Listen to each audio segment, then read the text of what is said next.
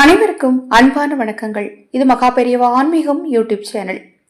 17/7/2025 ஆடி மாதத்தின் முதல் நாள் வியாழக்கிழமை. இந்த நாளில் நிலைவாசலில் இந்த மூட்டையை கட்டுங்க. பணம் உங்களுக்கு மூட்டை மூட்டையாக சேரும். பணம் வேண்டாம் அப்படின்னு யாருமே சொல்ல மாட்டாங்க. இந்த வருடம் அம்பிகை வழிபாட்டிற்குரிய ஆடி மாதத்தின் முதல் நாள் திருமால் வழிபாட்டிற்குரிய வியாழக்கிழமையில ஆரம்பமாகுது. பெருமாளை வழிபடுறது எதற்காக? நமக்கு செல்வம் உண்டாகணும். அதற்காக. அம்பிகையை வழிபடுறது எதற்காக? நம்மளுடைய துன்பங்கள் தீரணும். இப்ப நமக்கு ஒரு பிரச்சனை வந்துருச்சு அப்படின்னா முதல்ல நம்ம என்ன சொல்லுவோம்? அம்மா அப்படின்னு தான் நம்ம முதல்ல உடனடியா சொல்லுவோம். பிரச்சனை முடிந்த உடனே என்ன சொல்லுவோம்? அப்பாடா அப்படின்னு சொல்லுவோம். அப்ப நம்மளுடைய பிரச்சனையை தீர்க்கக்கூடிய ஒரு பெரிய சக்தியாக திகழ்பவள் அம்பிகை.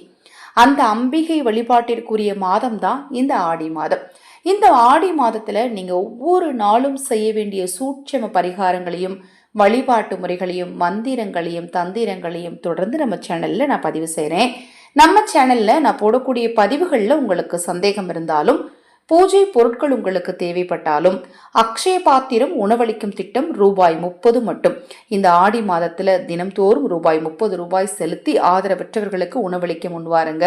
தினம்தோறும் என்னால் செய்ய முடியாது அப்படிங்கிறவங்க வெள்ளிக்கிழமையில செவ்வாய்க்கிழமையில இல்லை ஆடி அமாவாசை நாளென்று ஆதரவற்றவர்களுக்கு உணவளிச்சிங்க அப்படின்னா உங்கள் கர்ம வினை தீரும். தெரிந்தும் தெரியாமலும் செய்த பாவம் நீங்கும். இதை பற்றிய மேலும் தகவல்கள் உங்களுக்கு தேவைப்படுமெனில் 9346922042 இந்த வாட்ஸ்அப் எண்ணிற்கு தொடர்பு கொள்ளுங்க. முதல் நாள்ல நீங்க முதல்ல செய்ய வேண்டிய தாந்திரிக பரிகாரம் பிரம்ம முகூர்த்த நேரத்துல செய்யணும் அல்லது காலை குருகூரை நேரமான 6 to 7 செய்யணும்.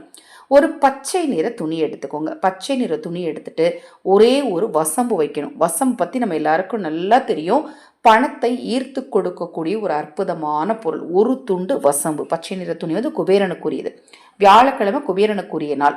அந்த நாளில் முதல்ல மகாலட்சுமி தாயாரின் அம்சம் நிறைந்த ஒரு பொருளான வசம்பு வைங்க. அடுத்து பெருமாளுக்கு ரொம்ப பிடிச்சது என்னதுன்னு பார்த்தீங்கன்னா பச்சை கற்பூரம் தான். பெருமாளுடைய தாடையில் பார்த்தீங்கன்னா நீங்கள் வந்து திருப்பதி போயிருந்தீங்கன்னா தாடை விட்டு பாருங்கள். அல்லது உங்கள் வீட்டு ஃபோட்டோவில் நீங்கள் நல்லா ஜூம் பண்ணி பார்த்தீங்க அப்படின்னா தாடையில் பச்சை கற்பூரம் வச்சுருப்பாங்க. பெருமாளுக்கு பச்சை கற்பூரம் ரொம்ப பிடித்த ஒன்று. பச்சை கற்பூரத்தை ஒரு 2-3 துண்டுகள் வாசனைக்கு ஏற்ப வச்சுக்கோங்களேன். அடுத்தது 9 ஏலக்காய்கள் நல்லா மூடி இருக்கணும். ஏலக்காய் வந்து மேலே திறந்து இருக்கக்கூடாது, விதைகள் சிந்தி இருக்கக்கூடாது. நல்ல ஏலக்காய்களாக எடுத்து 9 ஏலக்காய்களை வச்சு ஒரு சிறிய மூட்டையாக கட்டி பூஜை அறையில் ஒரு நெய்தீபம் ஏற்றி மனதார பெருமாளையும் குலதெய்வத்தையும் அம்பிகையும் வழிபட்டுட்டு அதை கொண்டு போய் உங்கள் வீட்டு நிலைவாசலுடைய வலது பக்கத்தில் கட்டுங்க. நிலைவாசலில் கட்ட முடியாதுங்க, நான் அப்பார்ட்மெண்ட்டில் இருக்கிறேங்க, அதுக்கு ஒத்துக்க மாட்டாங்க அப்படிங்கிறவங்க சும்மா ஒரு 40 நிமிஷம் மட்டுமாவது நிலைவாசல் ஒரு கிண்ணத்தில் போட்டு வச்சு எடுத்து அதை கொண்டு போய் பூஜை அறையில் வச்சிருங்க.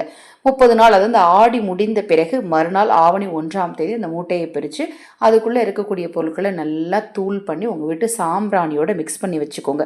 அதை நீங்கள் சாம்பிராணி போடும்போது பயன்படுத்திட்டு வரும்போது குலதெய்வத்தோட அருள் உங்கள் வீட்டில் நிரந்தரமாக இருக்குங்க.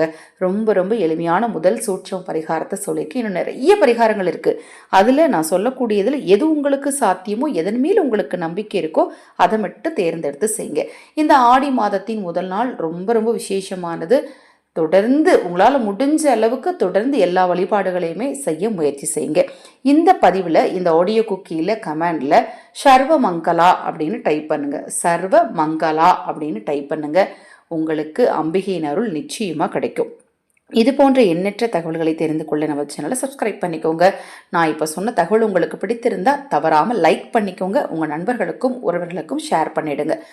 ஹரஹர சங்கர ஜெய ஜெயசங்கர, ஹரஹர சங்கர ஜெய ஜெயசங்கர. மகா பெரியவா திருவடி பாதம் சரணம் சரணம்.